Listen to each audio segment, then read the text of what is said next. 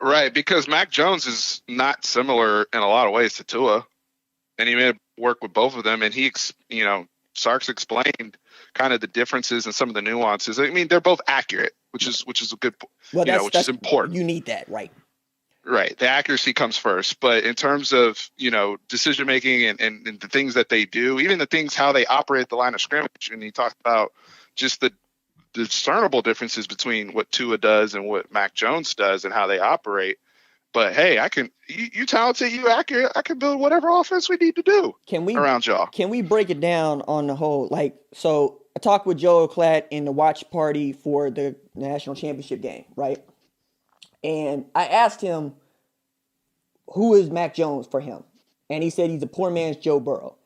And the only thing that. Right. Mm-hmm. The only thing he's slighting him for is charisma. And I'm like, yo, Joe ain't the fastest dude in the world, though I think he's plenty fast enough. Yeah, I was gonna say the mobility is substantial between Joe and Mac. I think Mac could get drafted late in the first round. I think Mac could have a great NFL career. I think Mac could win a Super Bowl given the right opportunity and the right scheme, just like most of the quarterbacks are going to be drafted in the first round. Only one of them I'm all the way out on. But Mac is pudgy and slow. Okay? I only know about one slow dude out here winning Super Bowls today. Everybody else got to be able to throw a football horizontally and hit people in the face mask. Okay? Everybody else got to have 4.2 speed and throw a football over the mountains. Okay? I don't want a quarterback back there that is a sitting duck. And that is what Mac Jones is. He is a sitting duck. If we chase him out of the pocket, he's ours. We're going to kill him. Okay? That is, to win a national championship with that dude, you got to have all the other dudes around him. Okay? Mac Jones might be the 5th or 6th best player on that offense. Right? Because think about it. Waddle, Smith, Najee, Leatherwood. Then you can get to Landon Dickerson, right? And then maybe you can start to have a conversation about Mac Jones, but I would throw Evan Neal in your face. Then I would throw Jaleel Billingsley in your face. And then we can have an argument about Miller Fillerstall or Mac Jones. Hey, you better slow down because you put a lot of disrespect on Mac Jones' name right now. They about to come for you. But everybody else is gassing the dude up. They gassing him up. Meanwhile, the man that beat Clemson with half a hip, not just beat them like they stole something. Okay?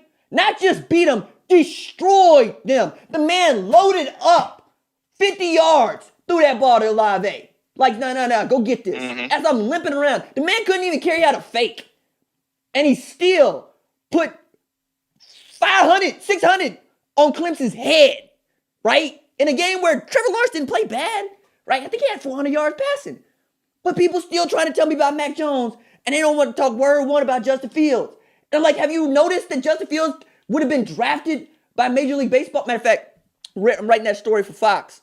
Big profile about Justin. I'm talking to his pops. His pops told me he got calls from GMs in December saying, please make that child graduate in the spring. Why would I do that? Because then we can draft him. And then we can pay him. He can show up, do his 30 days, and then we got his rights and he got his money, and he can go back to playing college football. And Justin said, no. I'm a quarterback. I'm going to Georgia to compete for this job because he looked at Jake Fromm and thought what the rest of us thought. Oh, I'm going to beat him. Which to me means that the man never really got an opportunity to beat Jake Fromm. Because we know damn well Jake Fromm ain't the dude that Justin Fields is. Plenty good and playing the NFL. That's not what I'm saying. I'm saying that if Mac Jones was Jake Fromm, we'd be talking and dragging Mac Jones the way we talking and dragging Jake Fromm. Meanwhile, Justin Fields is just there. And people try to talk noise about my mans. So you talk about they gonna come for me.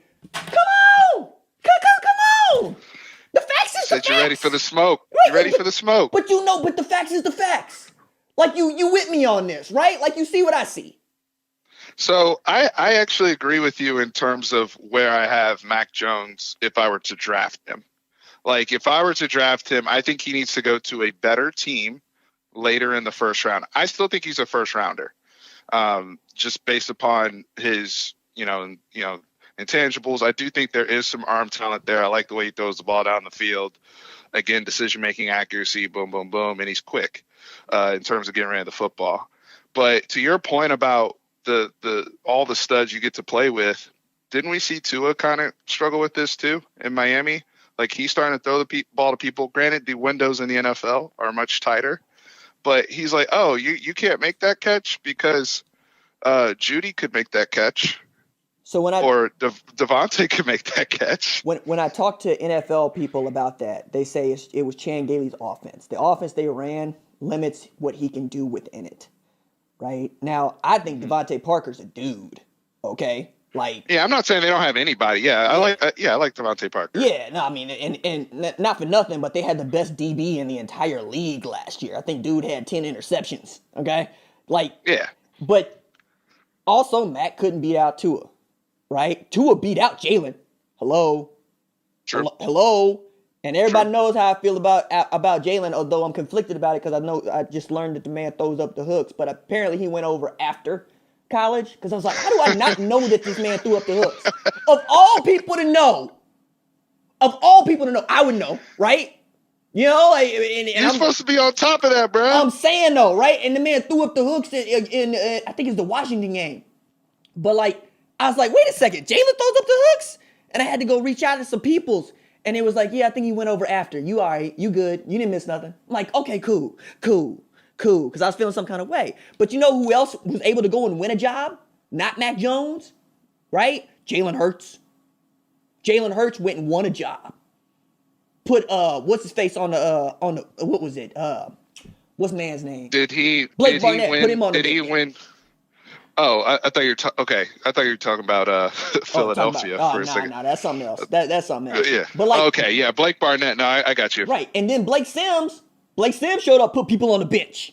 You know what I mean? Mac Jones out there just be like, nah, I'm gonna be here. And then everybody's thinking, you know, nice bridge for Bryce Young. You know, we know what it's gonna be with Bryce Young. But the dudes that he had, and it's like, yo, he's talking about he's accurate, he's the most efficient passer. I mean, wasn't y'all talking that way about Baker? How come y'all didn't like Baker the way y'all like Mac Jones? Huh? How come everybody was poo-pooing him being number one overall pick? It's because the man did not keep it to himself. Well, yeah, it's because of who it is, right? Baker himself. Right. And at that time, you have to remember, too, the Big 12 with the quarterback thing, like Mahomes has kind of changed some of that. But like when Baker came out, I heard a lot of people saying, "Oh, he plays in the Big 12." Was, you know, even though he had thrown the ball against Georgia, he'd thrown the ball against Ohio State, like other schools they balled out. But you know, we got to factor that in too. But the Mac Jones thing, if whoever's drafting him, you have to, you know, your pass pro is going to have to be on point. Like there's going to have to, and you can't have you a team drafting highly. You know, like they're not. Like, who is going to draft him that already has an offensive line in place to take care of him? The Colts. The Colts could make a move like that because they're coming off of a dude that couldn't move either. Like, I could see him working in situations like that. I could see the Colts. Honestly, the Steelers could potentially be a move, or a team like the Patriots that was already kind of used to a stationary type of quarterback. But the thing is, the types of teams that he's a fit for are, you know, it's the mobile guys give you a broader spectrum. It just is what it is right now.